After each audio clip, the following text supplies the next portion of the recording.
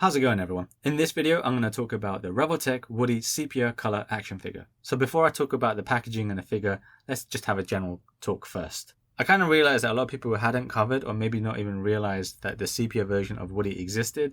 So the Sepia version pretty much takes inspiration from the TV show of Woody's Roundup within the Toy Story universe. So Woody isn't a recent figure in that universe, he's a toy in that universe. He's quite old, the character is quite old with TV series way before Andy was even born. So that sepia kind of tone takes inspiration from that. Plus, a lot of cowboy westerns would also have this sepia tone, which is more reddish, brownish. So this variant taking inspiration from that was pretty cool. I actually bought mine in 2015 when I was in Tokyo, when I was on holiday. And I think I went into a random hobby shop and spotted this. Plus, I saw Jessie. So Jessie also is available in the sepia version. So I thought, hey, let me just pick up both of those. And since 2015, I've not actually unboxed this. It's been in its packaging and in the corner of my room for almost 5-6 years now. So I thought, let me take this opportunity to bring this black and white figure to light. So packaging wise then, so this came out in 2014 actually, even though I bought mine in 2015. And I guess in 2014 is very close to the release date of the original full color Woody. And the packaging is probably the same in terms of style and theme on that one. So generally you got a big window display to show you the figure. So you get a nice opportunity to see Woody in black and white hair. And if you're like me, for 5 years, you can just keep him sealed. Great, you can just still have him displayed. You get the whole branding here and a full color picture of Woody here. So Revoltech is the actual articulation of this figure, whether it's SCI-FI, Revoltech, Amazing Yamaguchi. Those are figure lines, but they're all still going to be powered by Revoltech. Just a little bit of action figure kind of terminology there, I guess, for you. Then on the top is actually just a picture of the alien and some text. And then we move to the side is a little bit of information about Revoltech joints. And on the reverse side, they still use just full color version of the Woody figure. It's the same figure, it's just a variant color, you could say. Interestingly, they seem to still give you this bonus, Buzz's hand in this sepia tone. I'm not really sure why, just to kind of show that to you here. I'll show you again fully later, but Buzz's hand is right here. I'm not really sure why they still included it, probably just didn't want to change any manufacturing factory line sort of thing, so it's still included in the black and white tone as well. And then we come into this side, just a color picture of Woody again. On the bottom is just more about Revoltech joints. Let's go through his option parts first, and then I'll go through the figure. So first, he has this little tool here which allows you to move the eyes on the regular face and his creepy alternate face. So at the top you can see is a slight hook, and then on the other side it's just kind of closed. Me personally, I like to use a combination of this tool plus manually kind of focusing his eyes a bit. I'll show you that in a bit. Then he comes with a few different pairs of hands, or a few different hand extras. So the regular hands on him are just kind of relaxed.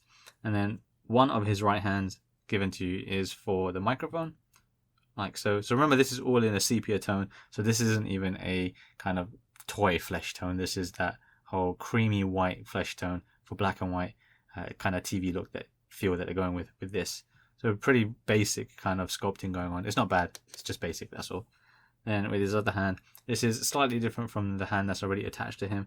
This one you're going to really use to kind of balance the camera. Lenny, I think his name is, or other kind of things. Maybe he's kind of running or things like that. So you get one of those with his left hand. Then you get this alternate one, which is actually the Buzz hand. I don't know why they gave the Buzz hand, like I said in the beginning. Probably because it was just easier to repaint it and still supply it as a pack-in. But they've given it anyway, because the other thing is, I don't think there is a sepia Buzz version officially available, only of Woody and Jessie. So that's all it is for that one. By the way, this would still plug into Lenny as well. Then his other hands include the pointing one for his left hand with the thumb out as well. I guess you could even use that as finger guns maybe, because he doesn't actually come with any pistols, understandably. But otherwise just a regular pointing hand, again in the same sort of creamy, milky tone.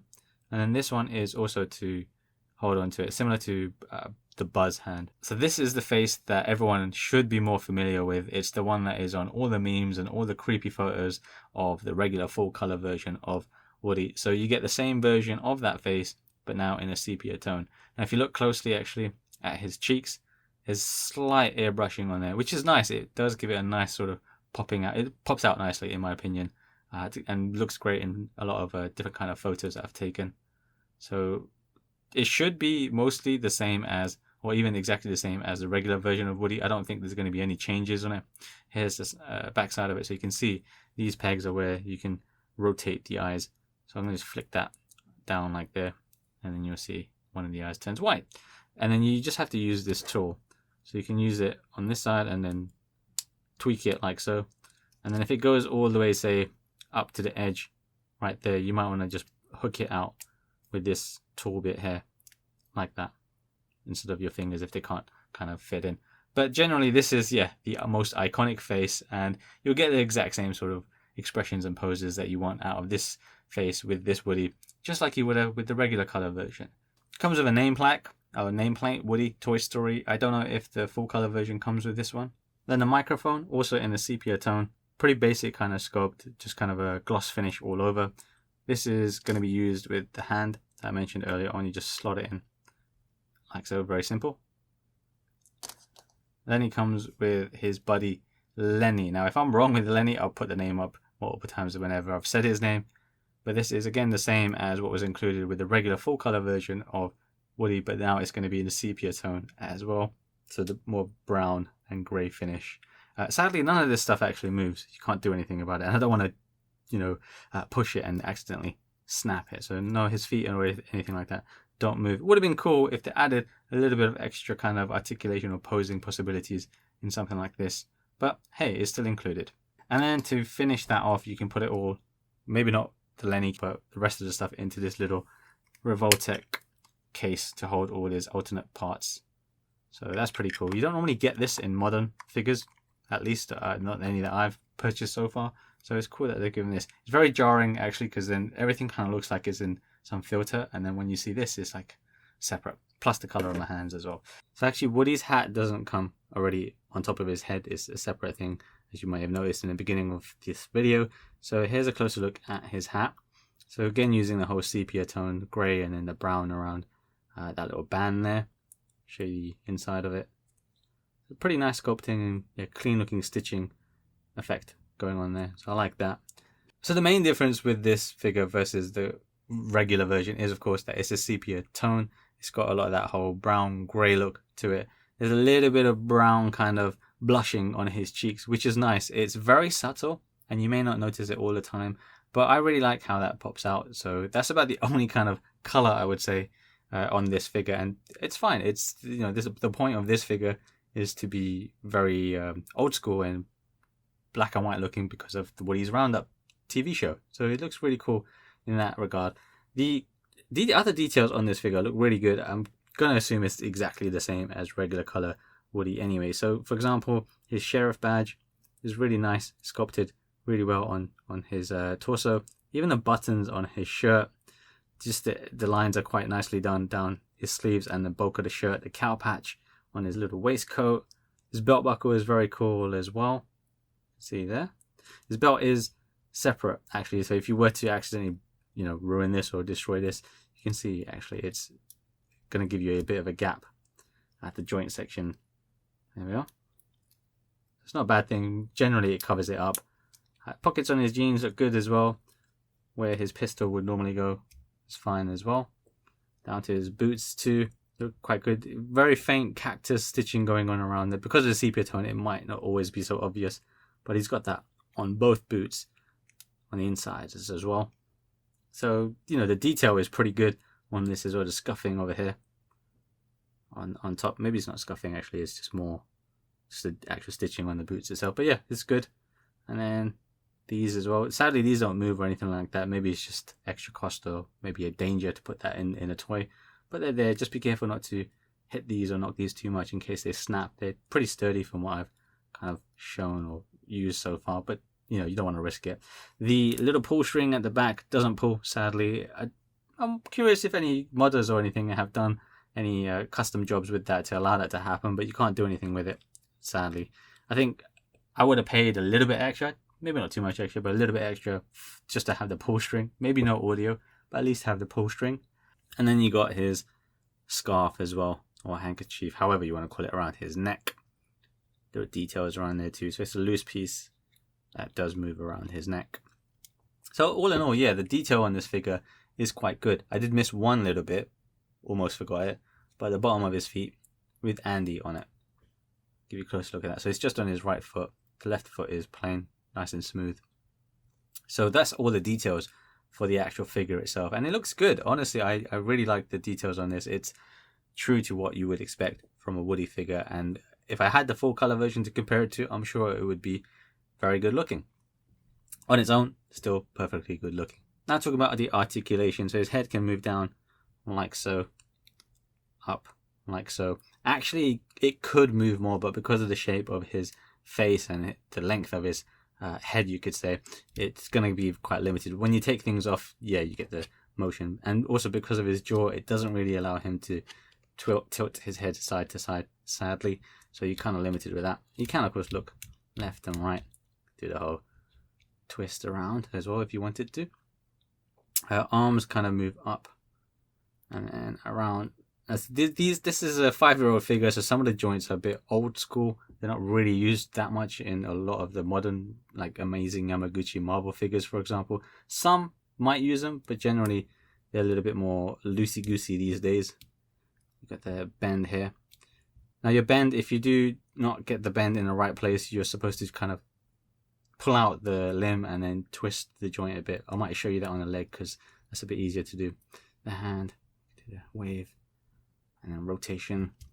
Now the torso is going to crunch like that. A little bit of gap because of the belt.